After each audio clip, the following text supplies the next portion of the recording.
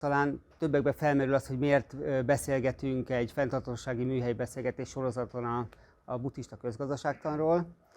Azt láthatjuk, hogy ha az ökológiai válság egyes aspektusait nézzük, akkor a kiváltó okok között szinte mindig felmerül a modern gazdasági logika, hogy a több mindig jobb. A több pénz, a nagyobb autó, a nagyobb ház az mindig jobb, mint a kevesebb, a kisebb. És ez az elv okoz nagyon sok problémát, nagyon sok fenntarthatósági problémát, mint ahogy mögöttem ezen a rollapon is látszik, ugye a fenntarthatatlan fogyasztói szokások, az egy kiváltó oka a modernkori környezeti problémáknak. És hát itt kerül képbe a buddhista közgazdaságtan, mint egy fenntarthatóbb közgazdasági modell. De mielőtt belemennénk a fenntarthatósági kérdésekben, Gábor, kérlek, mesélj egy kicsit a buddhista közgazdaságtan eredetéről és hátteréről. Köszönöm szépen a meghívást, és köszöntöm a jelenlévőket, meg majd a YouTube nézőit is. Buddhista közgazdaságtannal először az 1970-es évek legelején lehetett találkozni, amikor is egy Ernst Friedrich Schumacher nevezetű angol közgazdász, Németországban született angol közgazdász, írt egy könyvet, amelynek volt egy fejezete azzal a címe, hogy Buddhista közgazdaságtan. Ernst Friedrich Schumacher elég sok időt töltött akkoriban Dél-Kelet-Ázsiában, Burmában, és ott ismerkedett meg egyrészt a buddhizmussal, másrészt a buddhizmus kultúrájával, és akkor ez ihlette őt arra, hogy megírja ezt a könyvet. Itt volt az első alkalom, hogy a buddhista közgazdaságtant így megemlítette. Viszont az hozzátartozik a dologhoz, hogy van egy videófelvétel vele, ez is interneten megtalálható, ahol megkérdezik őt, hogy miért pont buddhista közgazdaságtan. És akkor ő azt mondta erre, hogy igazából azért már, hogyha azt írtam volna, hogy keresztény közgazdaságtan, akkor valószínűleg senki nem olvasta volna el a könyvet. Úgy dióhéjban ez a buddhista közgazdaságtan keletkezése, és akkor az 1970-es évektől elkezdve meg leginkább az 1990-es évek elejétől kezdve vált ez egy nagyon, hát úgy fogalmaznék, felkapott témává, egyrészt gyakorlók körében, mármint gyakorló üzletemberek körében, másrészt pedig különböző buddhista szerzetesek kezdtek el foglalkozni ezzel a témával, harmadrészt pedig nyugati és keleti tudósok, közgazdászok, a menedzsment tudományban dolgozó szakemberek. És akkor így jutottunk el odáig, hogy a 2000-es évek közepére ez a buddhista közgazdaságtan, mint megközelítés, ez egy ilyen elég komolyan vehető gazdaságetikai megközelítésé vált. Mind a gyakorlat szempontjából, mind az elmélet szempontjából. Az uralkodó gazdasági logika egyik alaptétele az, hogy folyamatosan növekednünk kell, és hát tulajdonképpen ez az egyik oka, hogy a legfőbb oka annak, hogy ez nem fenntartható, hiszen egy korlátos erőforrásokkal rendelkező világban nem lehet folyamatosan növekedni, főleg, hogyha figyelembe vesszük azt, hogy még mindig tart az emberi népesség növekedése, ami azt jelenti, hogy tulajdonképpen az erőforrások, az egyfőre jutó erőforrásoknak inkább csökkennie kell. Tehát, hogyha egy fenntartható jövőképet vizionálunk, akkor az mindenképpen szűkösebb lesz, mint a mostani. Viszont ha erről beszélünk, akkor nagyon sok mindenkiben felmerül félelem, hogy ez a szűkösebb jövő, ez boldogtalanabb is lesz. Viszont a buddhizmus a boldogtalanság és a szenvedésnek a megszüntetésére fókuszál, tehát akkor ezek szerint a buddhista közgazdaságnak kell lenni valami feloldásának erre a problémára. Tehát a kérdésem az, hogy hogyan valósítható meg egy boldogabb, de szűkösebb jövő. Mi erre az elképzelése a buddhista közgazdaságtannak? A szűkösség ilyen megközelítésben anyagi szűkösséget jelent, És azt nem csak a buddhizmus, meg nem csak a buddhista közgazdaságtan, hanem általában a modern pszichológia is elismeri, hogy nem az anyagi bőség az, ami boldoggá tesz minket. Az anyagiak egy részét képezik annak, hogy ne érezzük rosszul magunkat, tehát hogy ne nélkülözzünk, de alapvetően a boldogsághoz nem az kell, hogy több legyen. Mármint több tárgy, több anyagi javat birtokoljak, hanem az emberi kapcsolatok minősége az, ami meghatározza, illetve például a környezet állapota az, ami meghatározza. Tehát az, hogy esetleg ez a lehetséges jövő anyagi szempontból szűkösebb lesz, az egyáltalán nem azt jelenti, hogy boldogtalanabb is lesz. Az azt jelenti, hogy amennyiben ebben a szűkösebb jövőben képesek vagyunk megtermelni azt, amire szükségünk van, azokat az alapszükségleteket, akkor onnantól fogva nem kell az anyagi fölhalmozás ahhoz, hogy jobban érezzük magunkat, hogy boldogabbak legyünk. Miért érezzük mégis mi azt, hogy ez kell nekünk, hogy akkor leszünk boldogabbak, hogyha felhalmozunk, ha fogyasztunk, és miért van bennünk ez a félelem, hogyha ezt elvesztjük, akkor az viszont valami olyat vesztünk el, ami fontos. Mert a ma uralkodó gazdasági logikában alapvetően az van benne, hogy a több az jobb, mint ahogy te is mondtad ezt, de hogy a több az anyagi jólét mennyisége minél nagyobb, annál jobban érezzük magunkat. És hogy az embereket nagyon sok olyan impulzus éri, hogy például a fogyasztással ezt el lehet érni, de hogy például a modern pszichológia olyan eredményeket tud felmutatni, hogy alapvetően ez nincs így. Ez nincs így. Például van egy Tim Kasser nevezetű pszichológus, aki a materializmus ára, ez most szabad fordítás volt, bocsánat, című könyvében írja le azt a veszélyt, ami a materialista, tehát ezzel a felhalmozással kapcsolatos értékorientációval, értékelköteleződéssel van kapcsolatban. Tehát, hogy alapvetően az emberek minél inkább az anyagi javak felhalmozására törekszenek, annál inkább boldogtalanabbak lesznek. Mert hogy az anyagi javak megszerzése, az jelenthet egy pillanatnyi boldogságot, de hogy ez a pillanatnyi boldogság az ahhoz vezet hozzá, hogy minél többet akarunk. Az nem egy megelégedettséget szül, hanem azt szüli, hogy szeretném még tovább csinálni, még többet szeretnék csinálni. És hogy ebben az uralkodó gazdasági logikában akár a fogyasztókat nézzük, akár a gazdasági szervezeteket nézzük, az, hogy több és jobb, az, hogy növekedni, az azt jelenti, hogy én többet fogyasztok, az azt jelenti, hogy a gazdálkodó szervezetek többet termelnek, és hogy alapvetően ez járul hozzá ahhoz, hogy nem csak az ökológiai problémák domborodnak ki, hanem hogy társadalmi problémák is kidomborodnak.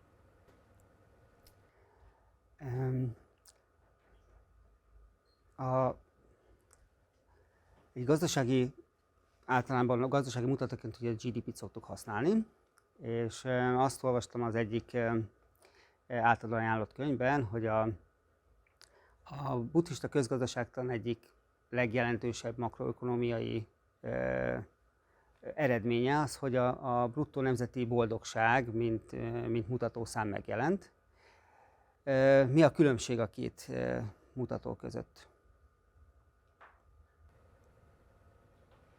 Jelenleg ebben az uralkodó gazdasági logikában a makrogazdasági teljesítményt ezt a GDP-vel mérjük. Tehát ez a napi hírekből nagyon jól ismert mutatószám, ami egy szigorúan véve gazdasági mutató. Ki lehet számolni egy adott ország teljesítményét egy nagyon jól meghatározott képlet alapján.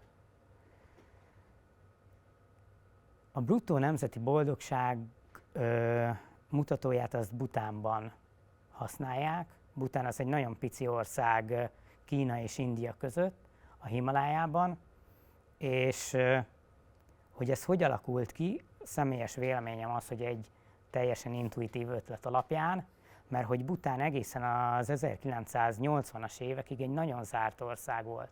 Nagyon kevesen jutottak oda be, és alapvetően a kultúrája is egy ilyen nagyon zárt kultúra volt. Egy buddhista országról beszélünk, és a 70-es évek elején, pont amikor a buddhista közgazdaságtan így fölvetődött először Ernst Friedrich Schumacherben, akkor a bhutáni királyt megkérdezték azzal kapcsolatban, külföldi újságírók, hogy mi a véleménye arról, hogy ennyire elmaradott az országa, és hogy az országa ennyire rosszul teljesít a GDP-ben. És erre egy teljesen intuitív választ adott, azt mondta, hogy szerintem a bruttó nemzeti boldogság sokkal fontosabb, mint a bruttó nemzeti termék. Mert hogy a GDP az a bruttó nemzeti termék. És akkor, hogy ebből az ötletből alakult ki az, hogy a bhutáni királyságban szintén a 2000-es évek elején elhatározták, hogy alapvetően az ország nem csak gazdasági, de társadalmi és ökológiai teljesítményét is szeretnék mérni egyetlen mutatóval, amit ezek után bruttó nemzeti boldogságnak hívtak, amely mutató önmagába tartalmazza a GDP-t is, de nem ilyen exakt módon. És alapvetően Bhutánban 2010-es évektől kezdve mérik az ország bruttó nemzeti boldogságát. Pont az elmúlt néhány hétben jelent meg a legújabb adat. Természetesen 2010 óta töretlen a fejlődés ebben a bruttó nemzeti boldogság indexben, de ők 9 olyan dimenziót határoztak meg, ami alapján meg szeretnék mérni azt, hogy az országukban az emberek jól érzik-e magukat. És hogy jól érzik-e magukat, én sem szeretném túlzottan használni ezt a boldogság szót, mert hogy a bhutáni király is azt mondta, nemrég nyilatkozta azt, hogy ha ő tudta volna, hogy ebből mi lesz, akkor nem azt mondta volna, hogy bruttó nemzeti boldogság, hanem az, hogy bruttó nemzeti elégedettség. Mert hogy amit ők mérnek, nem egy boldogság értelemben vett pozitív dolog, hanem egy elégedettség, ami egy ilyen nyugalom, béke, anyagi értelemben elégedettség, érzelmi értelemben elégedettség, tehát valami ilyesmit szeretnének mérni. És ennek van 9 dimenziója, ökológiai dimenziója van, kulturális dimenziója van, társadalmi dimenziója van, a kormányzás minőségét, mienségét mérik, az egyéni boldogságot és jóllétet mérik, ugyanolyan módon, mint ahogy a nyugati társadalmak mérik a boldogságot, és ugyanolyan módon, mint ahogy például a World Happiness Reportban ez megjelenik, de ezen kívül még számos, például az oktatás, az egészségügy, az amiket különböző indikátorokkal mérnek. És akkor így alakul ki egy végső index, egy boldogságindex, amivel meg tudják nézni azt, hogy az ő általuk elképzelt fejlődési úton előre haladnak, vagy visszafelé haladnak. Ezek szerint Bhutánban elégedettek az emberek általánosan. A Bhután a GDP rangsorban hol helyezkedik el nagyjából? Alul. Az alsó harmadban. Igen. Bhután egy gazdasági szempontból fejlődő ország, de ahogy ők mérik, a bruttó nemzeti boldogság alapján is fejlődik, tehát az azt jelenti, hogy egyre inkább elégedettek az emberek, egyre jobb a jól létük az ország lakosainak. Amikor olvastam erről a bruttó nemzeti boldogságról, akkor azt láttam, hogy 4 alappillére van, és ebből az első az egyenlő és fenntartható társadalmi és gazdasági fejlődés. Igen. És ugye a fenntartható fejlődés az egy általános ismert fogalom. Ugye 87-ben definiálta a Brundtland Bizottság, és azt mondta, hogy ez egy olyan fejlődés, ami biztosítja a jelen generáció szükségleteit, úgy, hogy nem veszélyezteti a következő generáció esélyét ezekre a szükségletekre. És én azt gondolom, hogy ez a fenntartható fejlődés fogalom, ez kiváltója vagy okozója lehet a mostani problémáknak, mert sokan ezt fenntartható növekedésnek gondolják. Mi a különbség között, az elképzelés között és a nemzeti boldogság, fenntartható fejlődés elképzelése között? A személyes véleményem az az, hogy ez a fenntartható fejlődés, mint fogalom, ez egy elhibázott konstrukció, pontosan azért, amit mondtál. Most az, hogy alapvetően ez önmagában tartalmazza ezt a növekedést, amit nem kellene, hogy tartalmazzon. Bhután szempontjából azért fontos viszont a fenntartható fejlődés, mert hogy Bhutánban jelenleg már kevésbé, de amikor elkezdték ezt az egész rendszert kidolgozni, akkor még olyan fejlettségi fokon álltak bizonyos területek, ahol szükség volt az anyagi fejlődésre is. Tehát szükség volt az oktatás fejlesztésére, szükség volt az egészségügy fejlesztésére, szükség volt a materiális értelemben vett anyagi fejlődésre is, ahhoz, hogy ezt az elégedettséget, ezt a jólétet meg tudják valósítani. Tehát, hogy szerintem az nagyon fontos, hogy elkülönítsük azt, hogy a fejlődő országoknak valóban szükségük van egy bizonyos fejlődésre azért, hogy azokat az alapszükségleteket elő tudják teremteni, amit itt a fejlett országokban már adottnak veszünk. És hogyha így közelítjük meg ezt a kérdést, akkor így már jobban igazolható az, hogy az egyik alappillér ebben a bruttó nemzeti boldogságban az a fenntartható gazdasági és társadalmi fejlődés. Akkor ha jól értem, akkor van az életszínvonalnak egy olyan szintje, ami fölött azért el kell jutni ahhoz, hogy elégedettek legyünk, igaz? Viszont sokszor lehet olvasni a valódi jól létről, ami ellenébe megy a nyugati jól lét között. Mi a kettő között a különbség? Hol van az a határ, ahol ez már átbillen? Ha nagyon leegyszerűsítem a választ, akkor azt mondom, hogy egy betű a különbség, szerintem. A jólét, az a materiális jólét egy ellel írva. A jólét, az pedig egy teljességre, egy elégedettségre, egy boldogságra való törekvés, két ellel írva, jólét.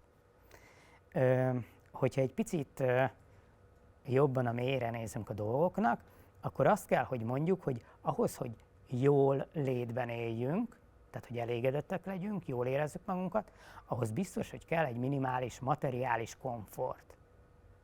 Kell egy minimális jólét. És egy Easterlin nevezetű pszichológus foglalkozott ezzel, van ez az Easterlin paradoxon nevű koncepció, ami arról szól, hogy egy bizonyos materiális jólét az szükséges ahhoz, hogy ne érezzük rosszul magunkat, viszont ha nagyon meghaladjuk azt a jóléti szintet az anyagiakban, akkor az ugyanúgy a boldogságunk, az elégedettségünk rovására megy, mint a nélkülözés. Tehát, hogy ez a dolog szerintem így oldódik fel, így feloldható. Mindenképpen szükségünk van alapvető anyagiakra, élelmiszerre, oktatásra, egészségügyre, lakhatásra, ruházkodásra. Ahhoz, hogy tudjunk a keresztények úgy mondanák, hogy egy emberhez méltó életet élni. De amint megvannak ezek a minimális materiális szükségletek, minden, ami anyagi, az hosszú távon nem a boldogsághoz járul hozzá, hanem tönkreteszi a saját jóllétünket két ellel. Tehát akkor, ha jól értem, akkor a jólét az egy egydimenziós fogalom, mert csak anyagi dolgokra vonatkozik, a jólét annak pedig több dimenziója. Így van. Így van.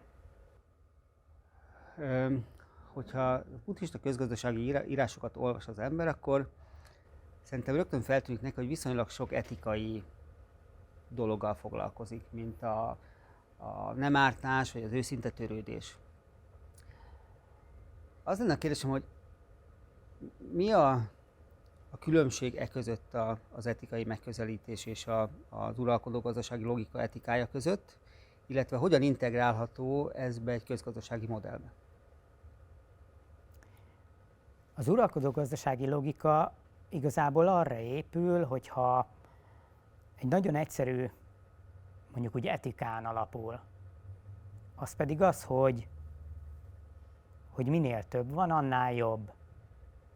Az a jó cselekedet, az a helyes cselekedet, az a célra vezető cselekedet, hogyha én minél többet termelek, minél többet fogyasztok. Mert hogy a gazdasági logikában így lesz nekem több. Viszont a buddhista gazdasági logika az arra épül, hogy van egy nagyon éles határvonal, aközött, hogy mi az, amire valóban szükségünk van, és mi az, amire alapvetően vágyakozunk, ami nélkül úgy nagyjából meglennénk. Mert minden, amire szükségünk van, ugyanúgy, ahogy Észterlin is mondta, az igazából kell ahhoz, hogy jól érezzük magunkat, hogy jól létben éljünk, és minden, amire vágyakozunk, az ezt meggátolja.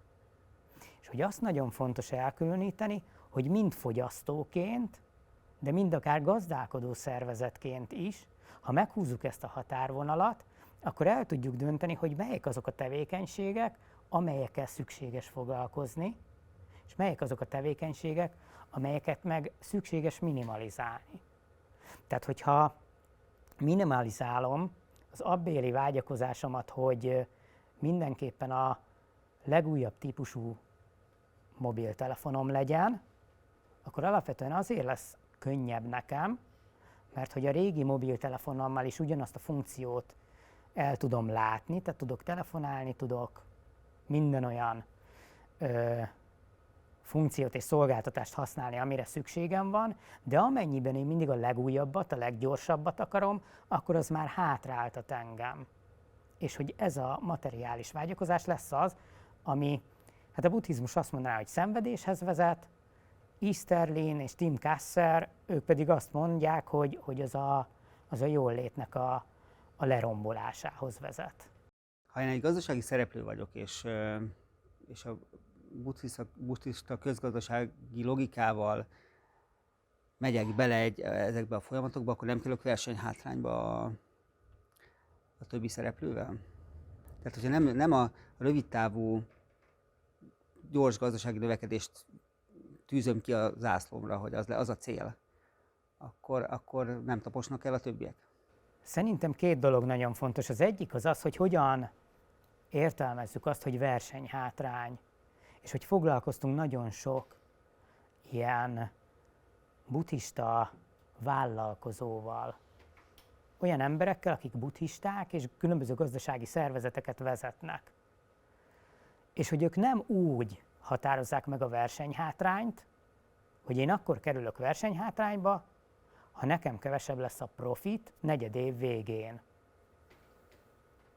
Tehát nem csak úgy mérik a sikert, hogy mennyi a bevétel. Más dimenziók alapján is mérnek. És így a versenyhátrány egy kicsit változatosabb fogalommá válik. Tehát lehet, hogy nekem nem lesz annyi a bevételem, de egyrészt nem fognak tudni eltaposni, és ez a dolog másik oldala, mert hogy én mást kínálok, mint a versenytársaim. Más értéket kínálok, mint a versenytársaim. Picit úgy is tudnám ezt fogalmazni, hogy van két vonat. Az egyik keletre megy, a másik nyugatra. És ha nekem az a célom, hogy nyugatra menjek, akkor lehet, hogy ez a kelet-nyugat nem volt a legjobb megfogalmazás, de hogy ha én a hagyományos gazdasági logikában gondolkozom, akkor az én vonatom nyugatra megy. De azzal a vonattal nem lehet eljutni keletre. Nem lehet eljutni. Ha én másképp gazdálkodok, például buddhista inspirációval, buddhista motivációval, akkor az a vonat keletre megy. És ha keletre megy a vonat, akkor meg lehet valósítani olyan gazdasági eredményeket, amit hagyományos logikával nem lehet megvalósítani. Ilyen például az, hogy lojálisak lesznek hozzánk a munkatársaink. Lojálisak lesznek hozzánk a fogyasztóink. nagyon jó munkaközösség alakul ki. Lojálisak lesznek a partnereink, és hosszú távú együttműködést tudunk velük kialakítani. Hogyha a mi vonatunk nyugatra megy, ezeket a dolgokat nem fogjuk tudni megcsinálni. És akkor itt szeretnék visszacsatlakozni a sikerkritériumhoz, vagy a versenyelőnyhöz, versenyhátrányhoz. Tehát, hogy ha én úgy mérem a versenyelőnyt, hogy mondjuk nekem lojálisak a fogyasztóim, akkor már nincs versenyhátrányom. Mert tudom azt, hogy eljönnek hozzám, mert tudják, hogy mivel foglalkozom, tudják, hogy milyen indítatásból foglalkozom azzal, tudják, hogy milyen értékeket képviselek. És hogy ezt egy nyugatra merő vonat, az nem tudja megvalósítani. Vagy csak nagyon nehezen, de inkább nem tudja megvalósítani. Mert hogy alapvetően a gazdasági logikában úgy működik a dolog, hogy azt vásárolom meg, ami nekem hasznosabb. Buddhista szempontból meg azt vásárolom meg, ami értéket teremt. Hogyha áttérünk a fenntarthatósági kérdésekre, akkor azt, hogy a buddhizmus mint filozófiai irányzatot nézzük, akkor ugye a buddhizmus tagadja az ember felsőbbrendűségét a többi élőlényhez viszonyítva, kiemeli a intellektuális és a spirituális vonatkozásaiban, ha jól gondolom. Tehát, hogy egy picit közelebb áll, vagy sokkal közelebb áll egy buddhista felfogású ember a természethez, mint akár egy más irányzatot követő. De mi az, amire azt mondhatjuk, hogy a buddhista közgazdaságtan az egy fenntartható közgazdasági modell, vagy fenntarthatóbb közgazdasági modell, mint a jelenleg uralkodó logika. Ha mindenképpen szeretnénk ragaszkodni ehhez a kifejezéshez, hogy fenntartható, akkor inkább maradjunk annyiban, hogy fenntarthatóbb. Egyszerűen abban, hogy olyan termékek és szolgáltatások előállítására irányul, amire valóban szükségünk van. És itt az optimalizálás nem arra vonatkozik, hogy minél olcsóbban elő tudjuk állítani, hanem hogy olyan minőséget szolgáltassunk, amivel értéket közvetítünk, illetve hogy alapvetően az optimalizálás az például az erőforrások felhasználására irányul, tehát minél kevesebb erőforrást használjunk fel vele, illetve nem feltétlenül az a cél, hogy minél inkább nyereségesebben működjünk, hanem az a cél, hogy egy bizonyos problémát tudjunk megoldani, tudjunk orvosolni. Hogyan viszonyul a megújuló és a nem megújuló erőforrásokhoz? Ugye ez most egy nagyon lényeges kérdés. Már csak azért is, mert nagy vita van most jelenleg is a tudományos közéletben, hogy muszáj lesz egy váltás, az, hogy a jelenleg uralkodó nem megújuló erőforrásokat, tehát egy energetikai váltás megújulókra, de sokan azt gondolják, hogy tulajdonképpen ez csak tovább növeli a problémát. Hogyan viszonyul a buddhista közgazdaságtan ehhez a kérdéshez? Alapvetően a minimalizálás a cél, az erőforrások minimalizálása, és ha már erőforrást kell felhasználni, akkor természetesen megújuló erőforrást. Például Ernst Friedrich Schumacher volt az, aki talán először a történelemben volt az, aki megemlítette, vagy megtette ezt a különbséget az erőforrások elkülönítésében, a megújuló és a nem megújuló erőforrások tekintetében 70-es évek legelején. Tehát ő neki szilárd meggyőződése volt az, hogy egyrészt minimalizálni szükséges a felhasználást, másrészt pedig a megújuló erőforrások felhasználására kell törekedni. Nekem az a véleményem, hogy tulajdonképpen bármi olyat csinálunk, ami központosított dolog, tehát az, hogy mi megpróbáljuk akár egy ország szinten ellátni a lakosokat energiával, az kudarc lesz. És méghozzá azért, mert igényt próbálunk kielégíteni, tehát azt mondom, hogy van egy energiaigény, és akkor azt mindenképpen fedeznünk kell.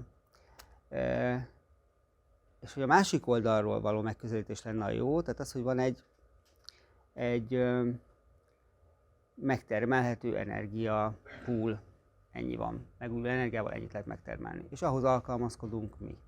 Ez mennyire passzol mondjuk egy buddhista felfogással, vagy buddhista közgazdasági felfogással? Hát ez inkább buddhista megközelítés, igen. Tehát, hogy rendelkezésre áll valami, és akkor igazából nekünk kell megoldanunk azt, nekünk kell kitalálnunk azt,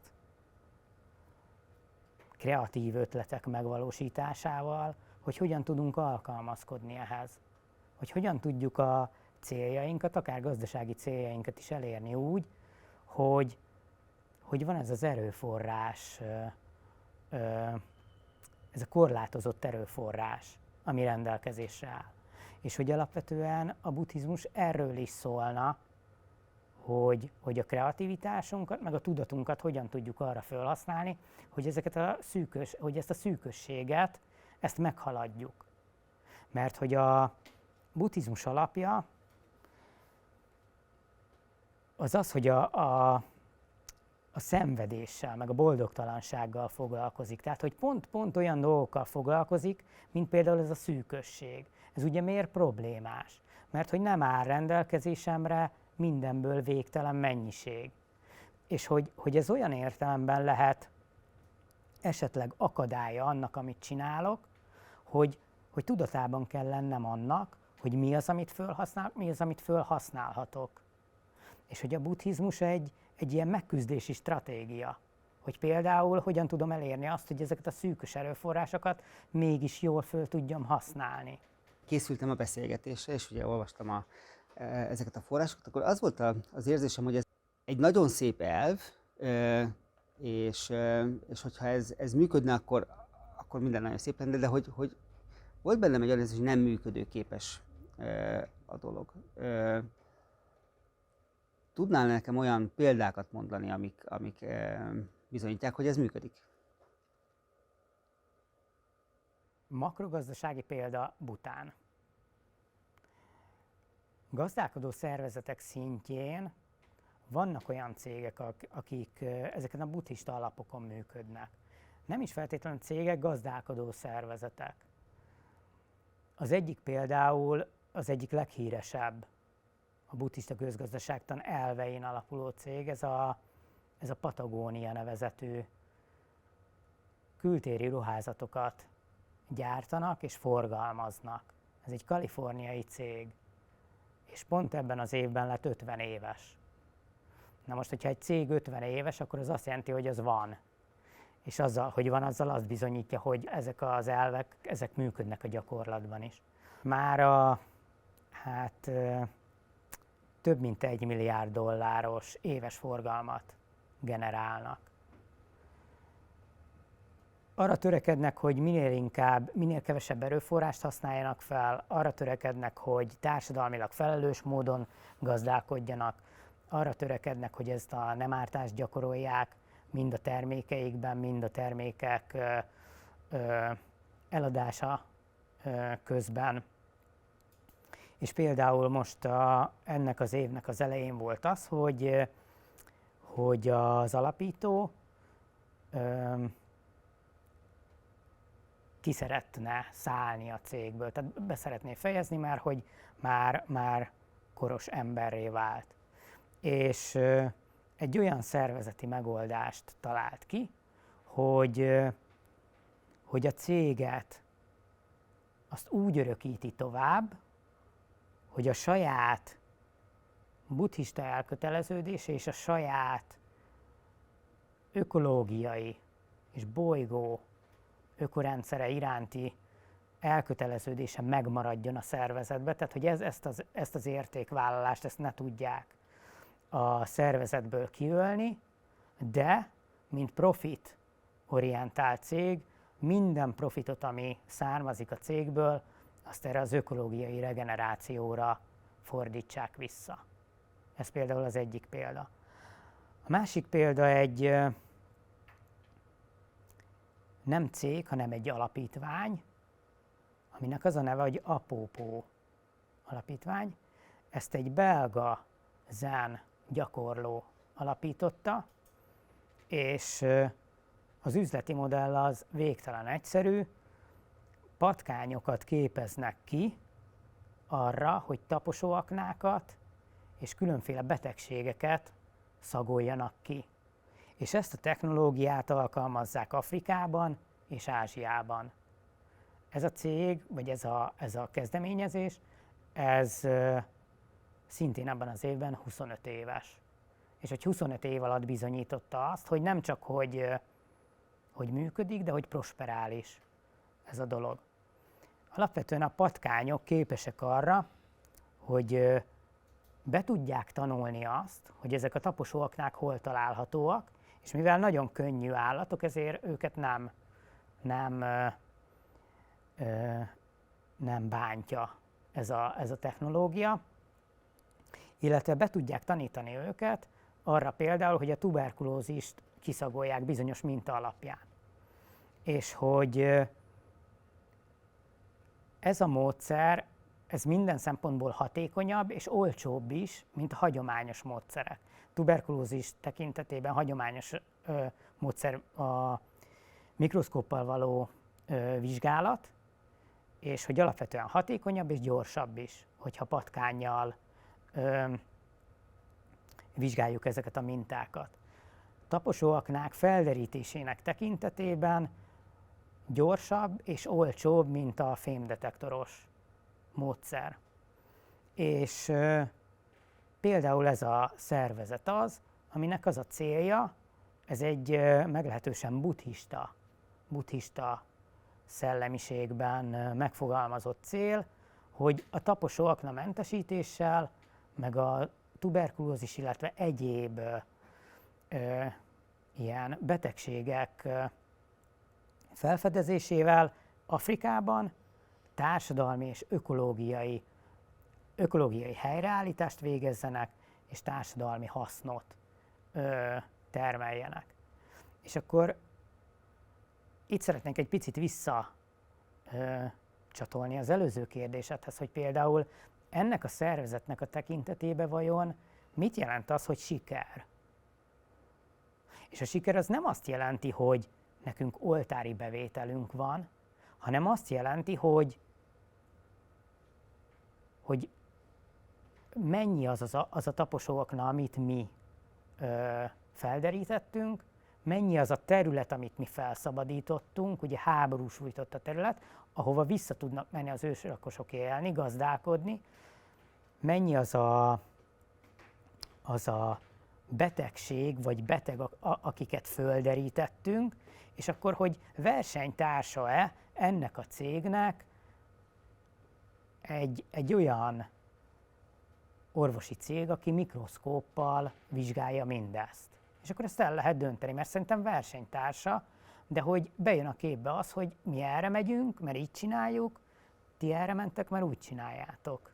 Tehát, hogy a kettő szerintem nagyon nehezen összehasonlítható, hogyha csak azt vesszük, hogy versenyképesek vagyunk-e. Mert hogy nekünk a verseny is mást jelent, meg a siker is mást jelent. Ha jól értem, ezeknél a példáknál az alapító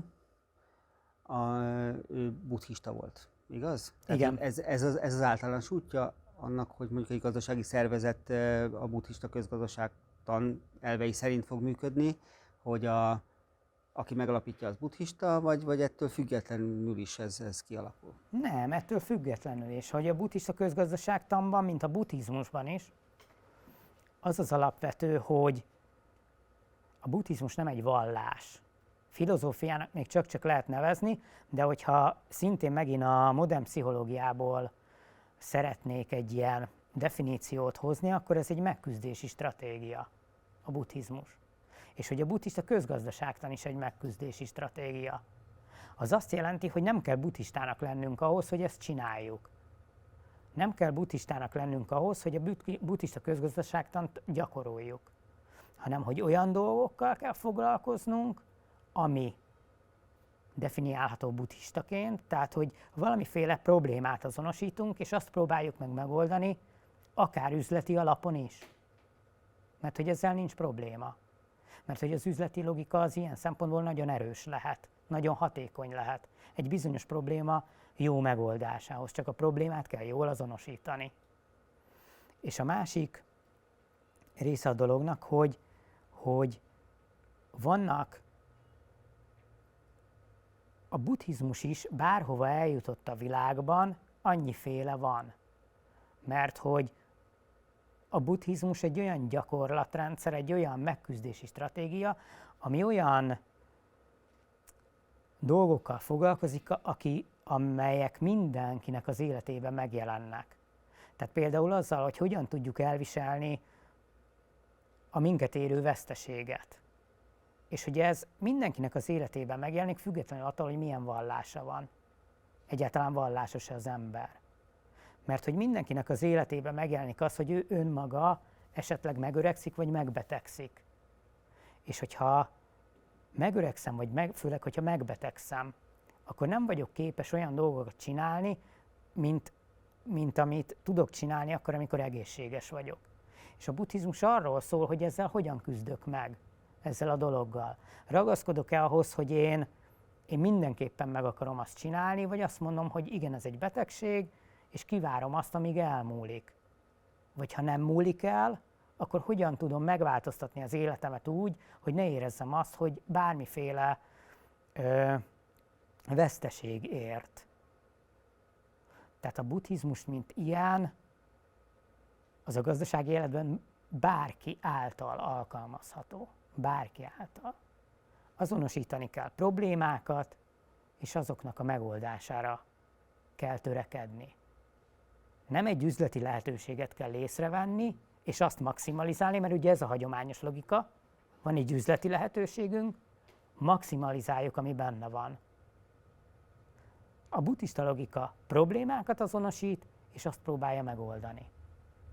Tehát akkor elképzelhető, hogyha buddhizmustól teljesen függetlenül, nekem az az alapkoncepcióm, hogy van egy probléma, és arra szeretnék valami üzleti modellt, akkor intuitíve is eljutok azokhoz a következtetésekhez, ami a buddhista közgazdaságtannak a következtetései. Ugyanúgy, ahogy Ernst Friedrich Schumacher intuitívan jutott el oda, hogy buddhista közgazdaságtan. Ugyanúgy, ahogy Bután királya intuitívan jutott el oda, hogy bruttó nemzeti boldogság. Ezek mind-mind intuitív ötletek voltak. Abszolút. Így van. Így van. De akkor ezekből a példákból nagyjából az sejlik, hogy ez inkább egy alulról jövő változás olyan szempontból, hogy nem valószínű, hogy országok bevezették hivatalos, nem tudom, mely közgazdasági alapelvüknek a buddhista közgazdaságtant, hanem cégek fognak egyre inkább, ha optimisták vagyunk, akkor ezek szerint az elvek szerint működni. Igen. Fontos különbséget tenni gazdasági rendszerek között. Például, hogyha országokról beszélünk, gazdasági rendszer, és gazdasági stratégia között. A gazdasági stratégiát bárki alkalmazhat. Például egy cégvezető, például egy gazdálkodó szervezet. Hogy az a stratégiánk, hogy ezeket a buddhista elveket, ezt a szellemiséget mi megvalósítjuk. Ez egy gazdasági stratégia, ez a buddhista közgazdaságtan. De alapvetően az, hogy egy rendszert építsünk, egyrészt nem erről szól a buddhista közgazdaságtan, másrészt meg szerintem nem is megvalósítható ebben a logikában. És miért nem? Butánban elvileg megvalósították, nem? Mint gazdasági rendszer. Nem feltétlenül gazdasági rendszer, hanem egy idea, amit mérnek, hogy van-e. De hogy alapvetően, mint gazdasági rendszer, ott is hát egyre inkább haladnak a piacgazdaság, vagy hát ez a hagyományos gazdasági rendszer bevezetése felé. Ami ott különbség, az az, hogy ugye hosszú-hosszú évszázadok óta kulturálisan, vallásilag ott a buddhizmus az jelen van mindenhol. És ők azt mondják, hogy célunk az, hogy ezt nem leváltani, hanem ezt valahogy beleépíteni. De az ezt valahogy beleépíteni, az szintén alulról jövő kezdeményezés, illetve munka. Azt, hogy ezt megmérjük, az meg fölülről valósul meg Butánban. Egyszer évekkel ezelőtt a Gazdaságrádióban, azt tudom, hogy most már még létezik-e ez a médium, azt hallgattam, egy Ázsia szakértő elemezte, hogy az autógyártás egyre inkább áttolódik Ázsiába, főleg Kínába, és hogy több, nem is tudom, Opel gyár épül Kínába, mint az összes többi országban együttvéve. És tulajdonképpen ott az egyik nagy probléma, hogy a belső fogyasztás az sokkal kisebb, pont azért, mert más az ideológia alapja, tehát a buddhizmus az alap, és hogy nekik a fogyasztás az nem olyan fontos, de hogy nagyon sok energiát fektetnek abba, hogy ezen változtassanak. Tehát, hogy valószínűleg, hogy van egy ellenpólus, tehát, hogy ott próbálnak, vagy nem próbálnak, de hagyományosan keveset fogyasztanak, mégis megpróbálják őket fogyasztásra bírni, hogy a belső fogyasztás is növekedjen. Lehet ennek ellenpólusa? Tehát, hogy egy ilyen nagy rendszert, mint egy ország, aki azt mondja, hogy mindent megteszünk azért, hogy Kínában is az emberek minél többet fogyasszanak. Elképzelhető az, hogy ez nem fog megvalósulni, mert a szemlélet az erősebb? Amire szeretnék először reagálni, az szerintem az, hogy nem feltétlenül többes szám harmadik személyről van itt szó. Tehát nem az, hogy valaki akarja ezt, hanem hogyha mélyre nézünk a dolognak, akkor a gazdasági logikából következik ez. Tehát az Opel nem azért megy Kínába gyártani, mert hogy valaki akarja, hanem azért, mert hogy a gazdasági logikában az van benne, hogy az expanzió az erről szól. Tehát, hogy az egy üzleti lehetőség, hogy Kínába megyünk. És mivel üzleti lehetőség, és ez a gazdasági logika, ezért ez így működik. És ennek egy ellenpólusa a buddhista gazdasági logika, de alapvetően ez nagyon nehéz. Szerintem, ahogy én látom, ez nem fog megvalósulni, mert hogy a gazdasági logika az nagyon erős. Egyszerűen egy nagyon erős motiváló tényező. És egy nagyon erős logika, nagyon erősen működteti a gazdaságot, és hogy olyan mechanizmusok uralkodnak benne, aminek nagyon nehéz ellenállni. És hogy nem feltétlenül Kína, de hogy pont, hogy Bhután, amiről most is beszéltünk, ennek egy nagyon ékes bizonyítéka, hogy egyre inkább kezd ez a bruttó nemzeti boldogság idea a háttérbe szorulni. Mert hogy elnyomja ez a hagyományos gazdasági logika. Tehát, hogyha úgy fogalmaznék, akkor Bhutánban lehet, hogy vesztésre áll ez a dolog.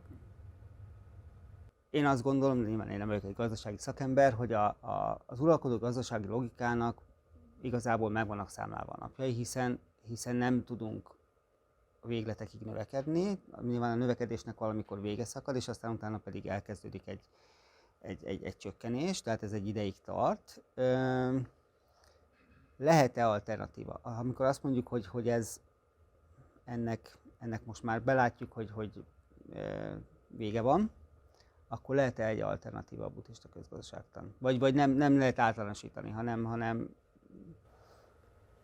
nem lehet általánosítani. Egy alternatívája a buddhista közgazdaságtan, de van számtalan olyan kezdeményezés, aminek nem is feltétlenül van köze se a buddhizmushoz, se esetleg bármi más ilyen vallási vagy spirituális tradícióhoz, hanem egyszerűen vannak emberek, akik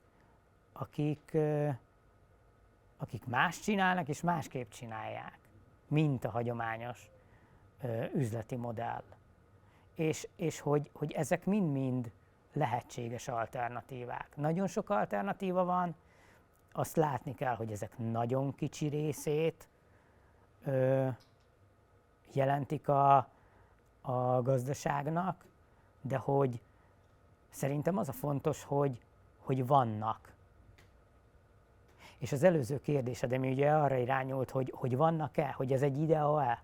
Nem, ez nem egy idea, hanem ez egy gyakorlat. Vannak, és hogy példát mutathatnak az embereknek. Példát mutatnak arra, hogy van másképp is.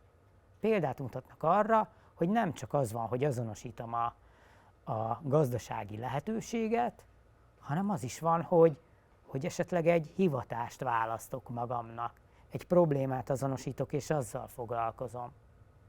És hogy szerintem ez a legnagyobb erényük, és ez a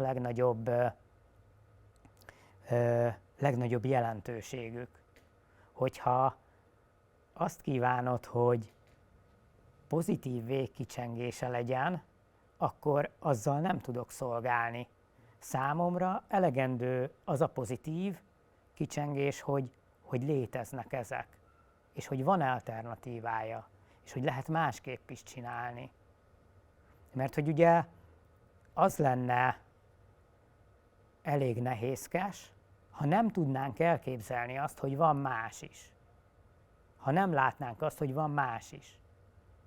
Mert akkor nem tudnánk kitörni belőle, vagy nem tudnánk megváltoztatni. Hát, illetve ugye sokan mondják azt, hogy az ember ilyen. Az ember amióta kialakult, azóta ő fogyasztó, tulajdonképpen csak az utóbbi néhány 100 évben volt meg erre a lehetősége, hogy ezt kiélje, de valószínűleg, hogy ez nem így van, legalábbis én mindig azt gondolom, hogy ez nem így van, hanem ez egy mesterségesen fenntartott igény, vagy vágy, de hogy maga az ember tulajdonképpen nem erre van kitalálva, meg kondicionálva, és akkor ezek szerint ezzel te is egyetértesz, ha jól értem. Az ember sokkal több, mint maga a materiális fogyasztás. Sokkal több. És hogy nem csak azért több, mert hogy vannak más dolgok, hanem azért is több, mert hogy a materiális fogyasztáson túl vannak azok a dolgok, amik jól létet eredményeznek nekünk, amik boldoggá tesznek minket. Köszönöm szépen a beszélgetést!